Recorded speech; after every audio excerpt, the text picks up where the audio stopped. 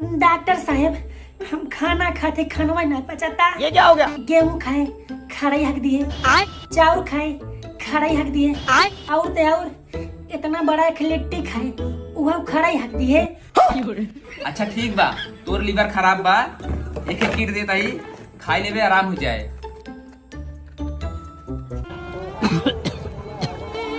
काबरी सारी तो का काब है?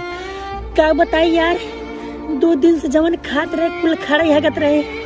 डॉक्टर लगे गए एक दवाई दे खाई ले कुल खून नहीं हगत ही।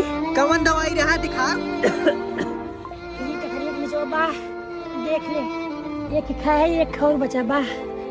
अनवांटेड किट कौन है रे? करी बहुत सारी वाले इतना लड़के गिरा वाली दवाई हो रही है।